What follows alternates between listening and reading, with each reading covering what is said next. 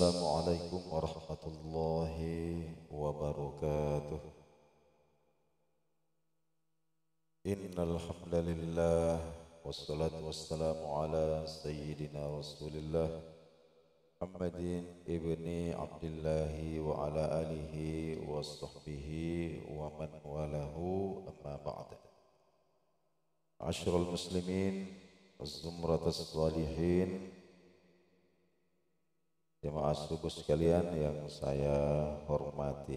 Alhamdulillah, subuh hari ini Allah Subhanahu wa ta'ala dengan rahmatnya memperkenankan kita,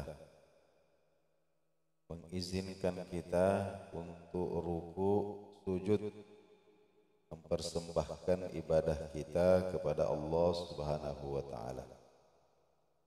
Setelah itu kemudian kita lanjutkan dengan ta'lim, majelis ilmu, dan insyaallah pada subuh hari ini kita akan mulai berbicara tentang Kitabus Shiyam,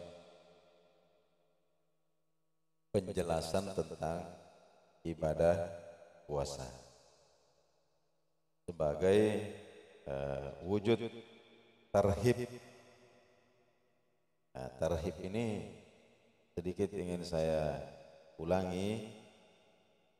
Kita menjelang Ramadan biasa banyak spanduk-spanduk ya, yang isinya adalah ucapan selamat menyambut bulan Ramadan. Biasa kita di grup-grup WA juga banyak beredar. Kemudian yang biasa digunakan itu adalah marhaban ya. Marhaban ya syahrus shiyam, marhaban ya Ramadan. Ini satu akar kata dengan tarhib. Jadi rohaba yurohibu tarhiban, marhaban, satu akar kata. Jadi makna aslinya itu ya biasanya secara sederhana diartikan selamat datang. Selamat datang. Nah, itu tidak salah juga sebenarnya. Cuma barangkali kurang lengkap. Jadi rohbun itu asal katanya itu rohbun, itu maknanya ada dua. Yang pertama lapang, luas. Lapang atau luas, yang pertama. Yang kedua, rohbun itu adalah tempat yang biasa orang yang melakukan perjalanan singgah di tempat itu. Untuk apa? Bisa untuk memperbaiki kendaraan, bisa juga untuk mempersiapkan bekal yang akan digunakan untuk melanjutkan perjalanan. Itu juga rohbun. Nah, sehingga kemudian kata marhaban itu ketika kita mengatakan marhaban ya Ramadan, itu berarti kita menganggap bahwa Ramadan itu adalah tamu agung yang datang. Kemudian kita sambut dengan kelapangan. Apa yang kita lapangkan? Kita lapangkan hati kita lapangkan waktu kita. Bagaimana supaya tamu ini bisa senang? Kenapa? Karena ada kesadaran dalam diri kita bahwa banyak kesalahan-kesalahan saya yang harus saya perbaiki. Kemudian yang kedua, ada kesadaran bahwa bekal saya untuk melanjutkan perjalanan kembali kepada Allah masih banyak kekurangan-kekurangannya. Dan ini ada kesempatan. Jadi ketika kita mengatakan menyambut Ramadan, mengucapkan marhaban ya Ramadan, minimal dua kesadaran itu harus ada di dalam hati kita. Nah, hadirin yang dimuliakan Allah Subhanahu wa taala, kita awali dengan sebuah hadis yang diriwayatkan oleh Imam At-Tabrani.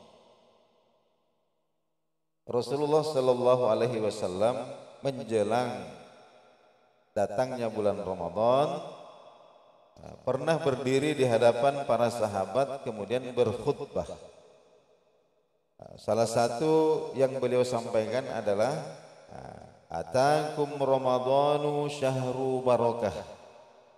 Wahai sekalian kaum muslimin, sungguh bulan Ramadan benar-benar telah mendatangi kalian. Bulan yang penuh dengan keberkahan. Yaghsyakumullahu fihi. Pada bulan itu Allah Subhanahu wa taala menemui kalian. Pada bulan ini, pada bulan Ramadan ini Allah menemui kalian. Bagaimana caranya Allah menemui kita? Fayunazzilur rahmah. Allah turunkan rahmatnya. Wa yakhuttul khotoya. Allah mengampuni dosa-dosa. Wa yastajibud du'a fihi. Allah mengabulkan doa-doa. Yanzurullahu ila tanafusikum fihi. Dan yang Allah perhatikan pada diri kalian pada bulan Ramadan itu adalah berlomba-lombanya kalian untuk melakukan kebaikan. Ini yang Allah perhatikan dari diri kita pada bulan Ramadan itu adalah berlomba-lombanya kita melakukan berbagai macam bentuk kebaikan. Lalu kemudian wa yubahi bikum malaikatahu. Ya. Kemudian Allah akan membangga-banggakan kalian di hadapan malaikatnya. Fa'arullaha min anfusikum khairan. Nah, maka sabda Nabi sallallahu alaihi wasallam, fa'arullaha, wahai kaum muslimin, perlihatkanlah kepada Allah pada bulan Ramadan itu min anfusikum khairan, sisi-sisi kebaikan kalian. Ya, jadi yang tidak baik ini ditahan-tahan dulu, diempet-empet dulu. Yang kita tampilkan, yang kita tonjolkan itu adalah sisi-sisi kebaikan kita. Nah, karena memang itulah yang Allah pandang pada bulan suci Ramadan ini. Afa inna syaqiyah, sesungguhnya orang yang celaka itu bukanlah orang yang dagangannya merugi. Bukanlah orang yang jabatannya dicabut, tapi orang yang merugi sabda Nabi adalah man hurima fihi rahmatallahi. Seseorang yang masuk pada bulan Ramadan dalam keadaan hidup sehat segar bugar, tapi terhalang dari rahmat Allah Subhanahu wa taala. Nah, hadirin yang dimuliakan Allah Subhanahu wa taala, inilah sebuah hadis yang kita jadikan muqaddimah. Baik, kita mulai taklim kita. Walal muallifu rahimahullahu taala, Kitabus Siyami, pembicaraan tentang puasa. Yang pertama kita ulangi dulu apa itu puasa. Ta'arimus shaum. Puasa itu apa sih? Puasa itu al-imsaku an jami'il muftirati. Mengendalikan diri, menahan diri. Ya, memaksa diri untuk tidak melakukan. Nah, itu namanya menahan diri, mengendalikan diri, memaksa diri untuk tidak melakukan. Jadi seseorang itu dikatakan mengendalikan ketika dia mampu untuk melakukan sesuatu, kemudian dia menahan dirinya. Nah, itu namanya puasa. Ditahan, menahan diri anjami'il muftirati, dari segala sesuatu yang bisa membatalkan puasa. Berarti intinya puasa ini adalah kita mengetahui apa-apa yang bisa membatalkan. Nah, itu nanti kita kendalikan diri kita. Nah, ditahan itu tidak seharian full, bukan kok 24 jam terus menerus, tidak. Tapi hanya min tulu'il fajri, bermula dari terbit fajar, masuk waktu subuh, ila ghurubis syamsi, sampai matahari terbenam, masuk waktu maghrib. Nah, semua itu dilakukan biniyatin makhsusatin, dengan niat tertentu. Itulah definisi daripada puasa menurut terminologi syariat. Nah, jadi menahan diri, mengendalikan diri dari semua apa-apa yang bisa membatalkan puasa, mulai masuk waktu subuh sampai masuk waktu maghrib, dengan niat tertentu. Jadi ada niatnya. Kemudian apa dalil wajibnya berpuasa? Al aslu fihi, adapun dalil wajibnya puasa, qauluhu ta'ala, firman Allah Subhanahu wa ta'ala, ya ayyuhalladzina amanu, wahai orang-orang yang beriman. Jadi yang dipanggil yang ada iman, Pak ya. Yang dipanggil yang ada iman. Kutiba, telah diwajibkan alaikum, atas kalian, as-siyamu, ibadah puasa. Kama kutiba, sebagaimana telah diwajibkan puasa itu, alal ladzina, terhadap orang-orang, min qablikum, sebelum kalian, umat-umat terdahulu sebelum kalian. Tujuannya apa? La'allakum tattaqun, agar kalian bisa naik pada level takwa kepada Allah Subhanahu wa ta'ala. Kemudian waktu fardhihi, kapan ibadah puasa itu diwajibkan? Furidha, ibadah puasa itu diwajibkan fis sanati tsaniyati minal hijrah, pada tahun kedua hijrah.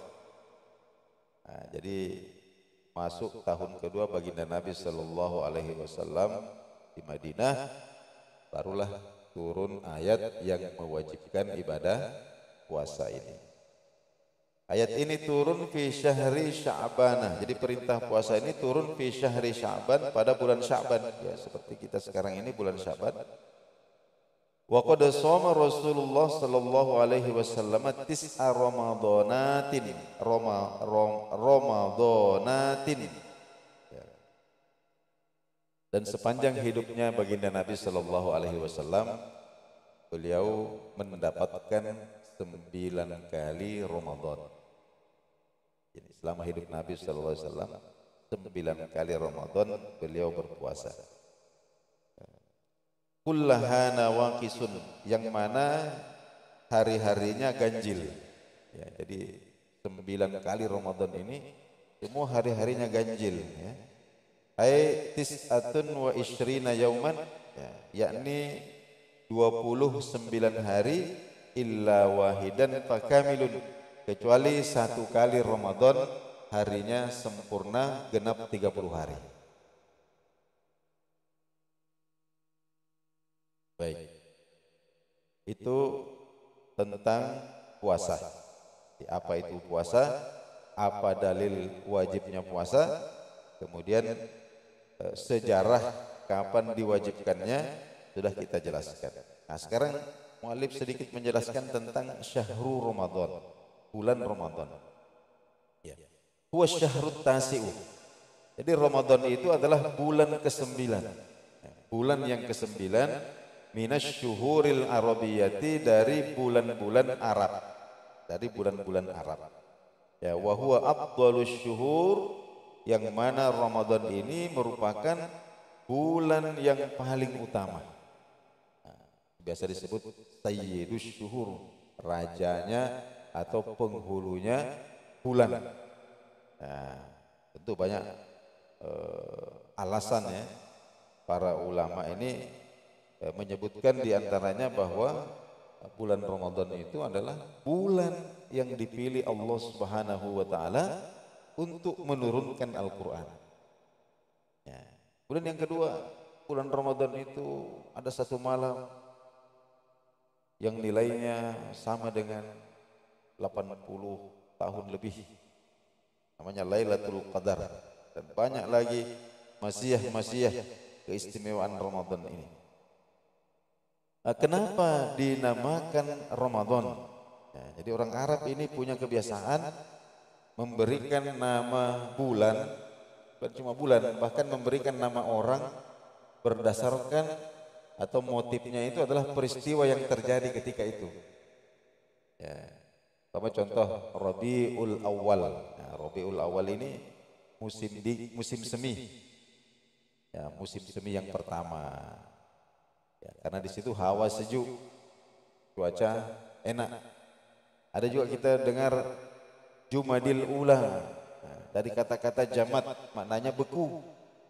Kebekuan yang pertama. Kenapa? Karena itu sudah masuk musim dingin. Hawanya dingin sekali. Ya.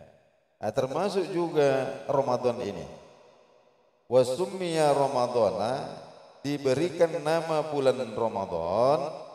Ya, ada yang mengatakan li'annahu indama wada'al arabu asma asyuhur, karena ketika orang Arab hendak memberikan nama pada bulan ini, wafaqa hadzal syahru syiddatal harri, itu bertepatan dengan cuaca yang sangat panas, sangat panas.